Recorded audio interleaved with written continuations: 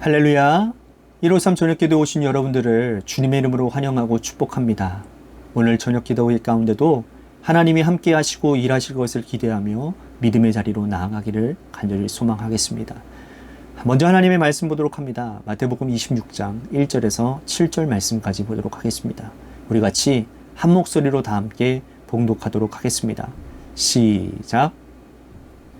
예수께서 이 말씀을 다 마치시고 제자들에게 이르시되 너희가 아는 바와 같이 이틀이 지나면 유월절이라 인자가 십자가에 못 박히기 위하여 팔리리라 하시더라. 그때의 대제사장들과 백성의 장로들이 가야바라 하는 대제사장의 관정에 모여 예수를 흉계로 잡아 죽이려고 의논하되 말하기를 밀란이 날까 하노니 명절에는 하지 말자 하더라. 예수께서 베다니 나병 환자 시몬의 집에 계실 때에 한 여자가 매우 귀한 향유 옥합을 가지고 나와서 식사하시는 예수님의 머리에 부으니. 아멘. 17세기의 네덜란드의 철학자인 스피노자라고 하는 분이 아주 유명한 말을 했죠. 내일 지구가 멸망한다 할지라도 나는 오늘 한 그루의 사과나무를 심겠다. 많이 들어보셨죠? 불확실한 세상 가운데서 자신이 어떤 일이 닥칠지 모르는 이 세상 가운데서 오늘 내가 할 일을 열심히 최선을 다해서 감당하겠다라는 그러한 다짐의 명언입니다. 우리도 이 스피노자의 말을 들으면서 나도 이렇게 살고 싶다. 혹은 나도 이렇게 살아야 되겠다라는 마음도 생기고 또 마음의 다짐도 하게 됩니다. 하지만 사실 우리에게 이런 어려움이 닥치면 당장 걱정과 염려 때문에 당장 오늘 내가 해야 될 일에 집중하기란 쉽지가 않습니다. 큰 어려움이 위기가 우리 인생의 위기처럼 놓여져 있는데 그런 거 신경 쓰지 않고 상관하지 않고 당장 내가 해야 될 일에 집중하는 건 그거는 생각만큼 쉽지 않은 일이라는 거죠. 오늘 본문에서 예수님께서 십자가를 앞두고 자신의 인생의 큰 어려움의 문제, 큰 숙제와 마지막 통과해야 될 불같은 시련을 앞두고 당신이 평소에 하신 일을 묵묵히 행하고 계셨습니다. 이 모습을 통해서 주님께서는 우리들에게도 너도 이와 같이 하라. 너희들도 사명을 묵묵히 감당하는 자가 되라. 라고 말씀하고 있습니다. 우리 예수님의 이 행적을 통해서 오늘 내가 해야 될 일은 어떤 일인지, 과연 나는 이 어려운 세상 세파 가운데서 어떻게 맡겨진 사명을 감당하고 살아야 되는지 오늘 나 자신의 인생과 삶을, 우리의 사명을 돌아보는 귀한 시간이 되었으면 좋겠습니다. 먼저 2절 말씀 보도록 합니다. 너희가 아는 바와 같이 이틀이 지나면 유월절이라 인자가 십자가에 못 박히기 위하여 팔리리라 하시더라. 이틀이 지나면 유월절이라고 말씀을 하셨어요. 예수님께서는 이 땅에서 33년의 짧은 삶을 사셨습니다. 그것도 사람들에게 나타나서 드러내서서 보여지는 인생은 공생애의 짧은 3년 기간이 전부입니다.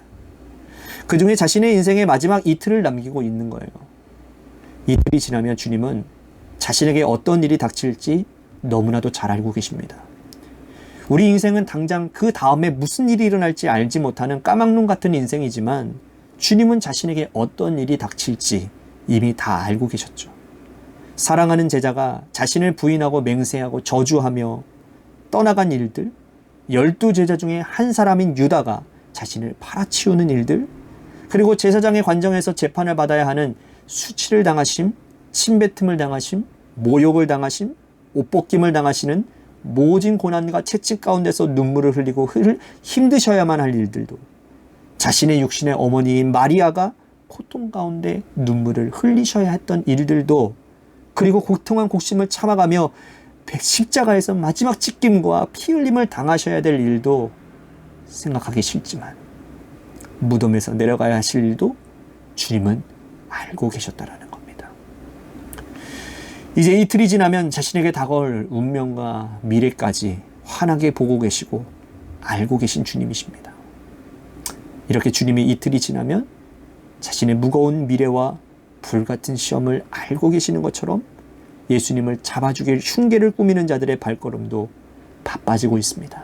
3절, 4절 말씀 보십시오.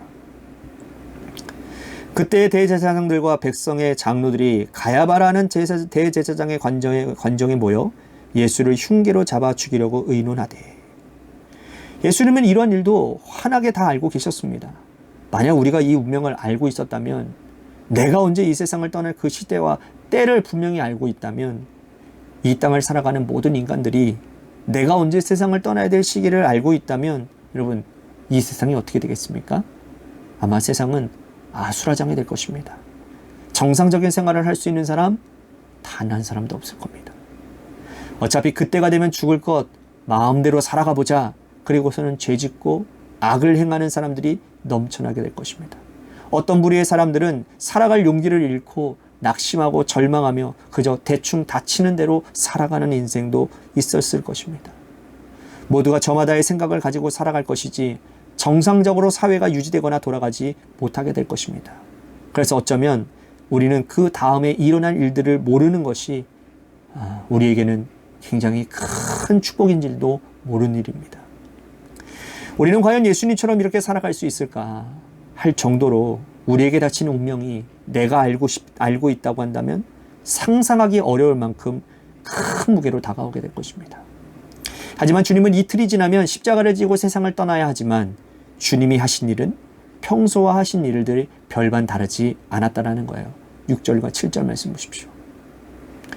예수께서 베다니 나병 환자 시몬의 집에 계실 때에 한 여자가 매우 귀한 향유옥합 한 옥합을 가지고 나와서 식사하시는 예수님의 머리에 부으니, 예수님은 이틀이 지나면 십자가를 지셔야 하지만 주님의 발걸음은 베다니를 향해 걸어가고 계셨어요. 나병 환자 시몬의 집에 가셨고 거기서 여러 사람들과 함께 식사를 하고 계셨습니다. 예수님은 항상 이 베다니를 즐겨 찾으셨습니다.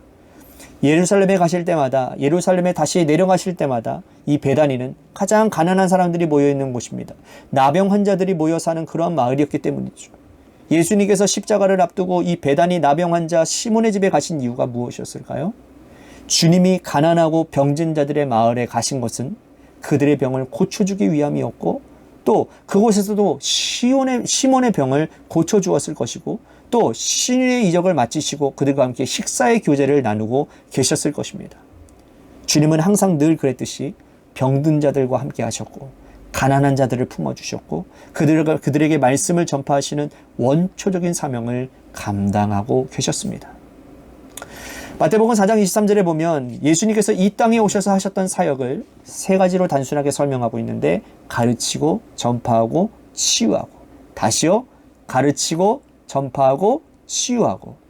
예수님이 하신 사역은 이 세 단어로 요약되어집니다. 가르치고 전파하고 치유하고. 이 땅에서의 공생의 3년 동안 하신 일, 열심히 가르치고 열심히 설교하시고 전파하셨습니다. 그리고 사람들의 육체의 병도 고치시고 영혼의 병, 마음의 병도 고쳐주셨습니다. 이것이 예수님이 이 땅에서 하신 사역이에요. 주님은 이틀이 지나면 십자가를 지러 돌아가실 것이지만 사명을 게을리하지 않으셨습니다. 가난한 자들의 마을에 가시고 그들을 만져주시고 어루만져주시고 위로하시고 고쳐주시고 그들과 함께 식사하시는 이 원초적인 사명, 이 사명에서 한 걸음도 벗어나지 않았다라는 거예요. 우리는 이 예수님의 모습을 통하여서 배워야 되고 깨달아야 될 것들이 참 많습니다. 우리는 핑곗거리가 많아요. 하나님이 우리를 이 땅에 보내실 때에 각자에게 사명을 주셨습니다. 달란트를 주셨다고요. 내가 너에게 준 선물인 달란트를 가지고 열심히 일하고 열심히 노력하고 봉사하라. 세상의 종말이 오는 그날까지 너는 하나님을 믿고 이미 구원받은 백성이니 너의 미래에 대해서 걱정하지 말고 맡겨진 사명 하나라도 더 성실하게 감당해내라고 애쓰고 노력하라고 우리 주님께서 우리들에게 말씀하셨죠. 그런데 우리는 핑계가 많아요. 하나님, 오늘 저는 이런 걱정 때문에 사명을 감당할 용기가 나지 않습니다. 엄두가 나지 않습니다. 내 자식이 지금 저 모양인데 제가 어떻게 주님을 주신 일을 힘써서 이 일을 다 할 수 있겠습니까? 우리 집의 경제적인 상황이 이러한데 제가 어떻게 하나님의 일을 할 수 있겠습니까? 이것부터 하고 이것부터 해결하고 그 다음에 주님의 일을 하겠습니다. 이렇게 해서 수십 년 한평생 지내온 것이 우리들 인생 아닙니까? 그 문제가 끝나면 다른 문제는 안 생기나요? 그렇지 않아요. 돌아보면 핑계거리 없는 날이 없고요. 돌아보면 인생의 풍파가 일어나지 않는 시절이 없는데도 불구하고 우리의 입은 항상 이것만 지나면, 이 파도만 나고 지나면, 그러다가 주님 오시면요. 어떻게 감당하시려고요? 주님은 이 몸을, 이 행동을 몸소 보여주시면서 우리에게 말씀하시는 거예요. 이틀이 지나면 내가 십자가 지고 큰 고통을 당할 날이 올지라도 나는 오늘 병자들을 살피고 가난한 자들과 함께하고 그들과 함께 호흡하는 삶을 살겠다고 말씀을 하시는 거예요. 우리는 당장 오늘 하나님 앞에 가야 될지 내일 하나님께서 우리를 불러가서 데려가실지 모르는 인생입니다. 부디 하나님이 언제 어느 시기에 나를 부르셔서 하나님 제가 하나님의 일을 하다가 왔습니다. 사명 감당하다 왔습니다. 기도하다가 하나님 앞에 왔습니다. 이렇게 주님 앞에 말할 수 있을 정도로 당당하고 진실하고 성실하게 주의 일을 감당하는 하나님의 백성들이 되시기를 주님의 이름으로 간절히 축복하겠습니다. 오늘 그래서 오늘이 중요한 겁니다. 오늘 기도하는 이 시간이 중요한 겁니다. 오늘 기도하다가 주님 불림받으면 얼마나 큰 축복이겠습니까? 우리 같이 기도했으면 좋겠습니다. 다음이 아니라 오늘 신앙을 지키는 내가 되기를 원합니다. 오늘 하나님께서 나에게 허락하신 상황 가운데서 내가 최선을 다해서 살아가고 최선을 다해서 하나님 나에게 맡겨주신 사명 감당하는 은혜가 있기를 원합니다. 그러한 마음으로 오늘 말씀을 생각하며 기도하기를 소원합니다.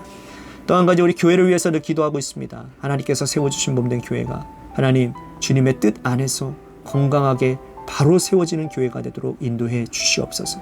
비진리와 자꾸 타협하는 교회가 아니라 진리만 세우고 진리 가운데 거하는 교회가 되도록 인도해 달라고 우리 같이 기도했으면 좋겠습니다. 또 한 가지 우리 같이 기도할 것은 우리 육신의 질병으로 고통당하는 분들을 위해서 기도합니다. 김재현 집사님, 또한 박재춘 집사님, 또한 우리 장은주 성도님, 우리 우정구 장로님, 이분들을 위해서 먼저 기도해 주시고 또 생각나시는 분들이 있으면 여러분들 기도해 주시기를 바랍니다. 또한 우리 고3 수험생인 이도현 학생과 한유인 학생을 위해서, 또한 이예림 청년을 위해서 여러분들 기도해 주시기를 바라겠습니다. 노래 끝날 때까지 우리 함께 기도하며 나아가도록 하겠습니다. 기도하시겠습니다.